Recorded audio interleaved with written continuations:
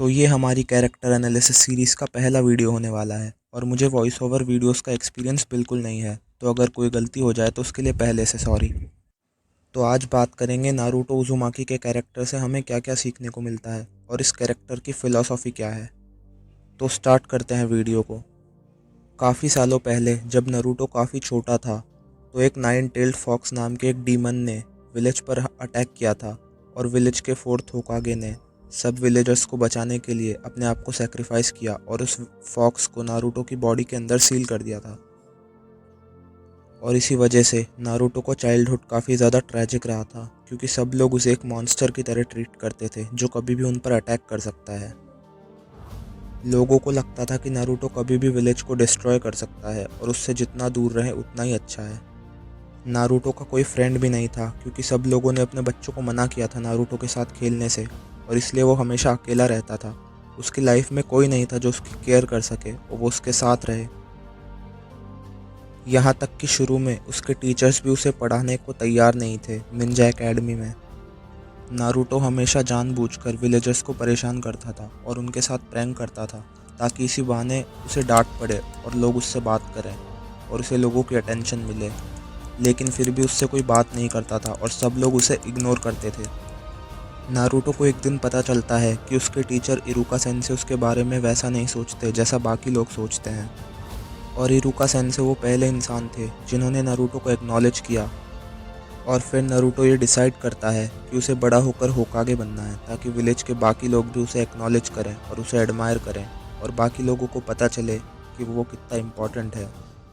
जब Naruto Ninja academy से graduate होता है तो भी काफ़ी लोगों को यही लगता है कि नारुतो को निंजा नहीं बनना चाहिए और वो डिज़र्व नहीं करता निंजा बनना। लेकिन फिर नारुतो के कुछ फ्रेंड्स बनते हैं एकेडमी में और जब नारुतो की टीम 7 का फर्स्ट मिशन सक्सेसफुल होता है तो भी लोगों को यही लगता है कि ककाशी सास्के और साकुरा ने सब कुछ किया होगा, नारुतो कुछ नहीं कर सकता। लेकिन फिर चूनिन एग्ज़ाम्स में नारुतो नेजी को हराकर सबको गलत प्रूफ कर देता है और नारुतो नेजी से बोलता है कि जब वो होकागे बनेगा तो वो ह्यूगा क्लैन को पूरी तरीके से चेंज कर देगा। लेकिन फिर नारुतो को पता चलता है कि जितनी प्रॉब्लम्स उसके साथ हुई हैं उतनी प्रॉब्लम्स गारा के साथ भी हुई हैं उसके पास्ट में। गारा एक ऐसा कैरेक्टर जो कि अपने अलावा और किसी पे भरोसा नहीं करता।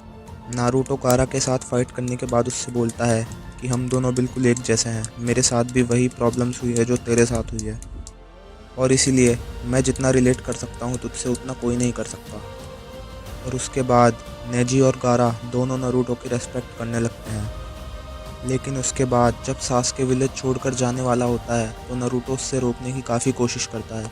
नारुतो उससे बोलता है कि उसने हमेशा सास्के को अपना राइवल माना है और वो उसका पहला दोस्त है और वो किसी भी हालत में उसे जाने नहीं दे सकता। नारुतो सास्के को हर्ट नहीं करना चाहता था और इसी वजह से वो काफ़ी ज़्यादा होल्ड बैक करता है और वो फाइट हार जाता है सास्के के अगेंस्ट और इसलिए सास्के चला जाता है ओरोचिमारू के पास ट्रेनिंग करने। नारुतो उसे नहीं रोक पाता। लेकिन इतना सब होने के बाद भी नारुतो सास्के पे गिव अप नहीं करता क्योंकि उसे अब फ्रेंडशिप की वैल्यू पता थी और वो सास्के को वापस लाने के लिए आगे भी काफ़ी ज़्यादा एफर्ट्स लगाता है। उसके कुछ टाइम बाद नारुतो के मास्टर जिराया की डेथ हो जाती है। नारुतो इससे काफ़ी ज़्यादा डिप्रेशन में चला जाता है कुछ टाइम के लिए, लेकिन फिर शिकामारू आके उसे समझा देता है। फिर जब पेन लीफ विलेज पे अटैक करता है और पूरे विलेज को डिस्ट्रॉय कर देता है तो नारुतो उससे पूछता है कि वो ये सब क्यों कर रहा है और उनके लोगों को क्यों मार रहा है। तो इस पर पेन बोलता है कि उसके साथ भी यही हुआ है जो वो आज लीफ विलेज के साथ कर रहा है। उसकी फैमिली, उसके दोस्त, उसके विलेज के लोगों के साथ भी बिल्कुल यही हुआ है और ये सब कुछ लीफ विलेज के निंजाज नहीं किया था।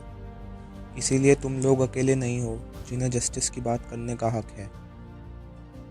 पेन यहाँ पर एक लाइन बोलता है जो कि बहुत फेमस है। Everyone feels the same pain in losing something dear. You and I have both experienced that pain.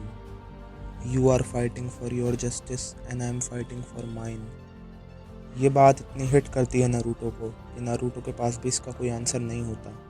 और फिर पेन नारुतो को साइकिल ऑफ हेट्रेड के बारे में बताता है कि कैसे हेट से हेट फैलती है नेशंस के बीच और आज इस वर्ल्ड में चारों तरफ हेट ही हेट है क्योंकि ह्यूमन बींग्स कभी एक दूसरे को नहीं समझ पाते।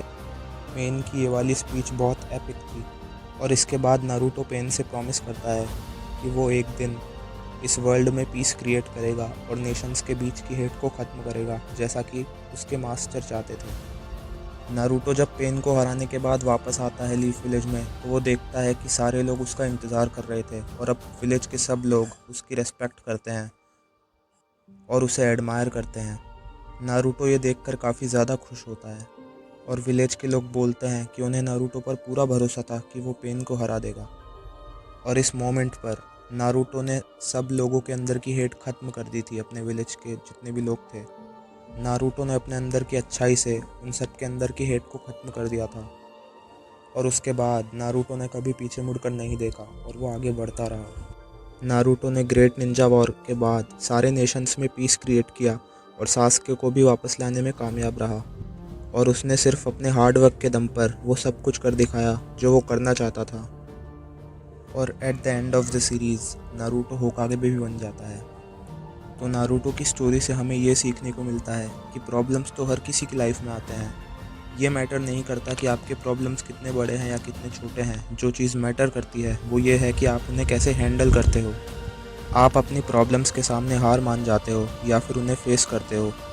नारुतो ने काफ़ी सारे कैरेक्टर्स की थिंकिंग चेंज कर दी थी अपने अंदर की अच्छाई से, जैसे कि ज़ाबुज़ा, गारा, नेजी, ओबिटो और भी बहुत सारे कैरेक्टर्स हैं। नारुतो की लाइफ में इतने सारे प्रॉब्लम्स आए, लेकिन फिर भी उसने कभी हार नहीं मानी और उसने अपने ड्रीम को अचीव कर लिया अपने हार्ड वर्क की वजह से, अपने डिटर्मिनेशन की वजह से। पर्सनली मेरे लिए नारुतो की स्टोरी काफ़ी ज़्यादा इंस्पिरेशनल रही थी, क्योंकि नारुतो फर्स्ट एनिमे था जो मैंने देखा था। So no matter what the situation is, don't give up, because he will never give up. No matter how great the pain, he will keep moving forward. That's who Naruto is.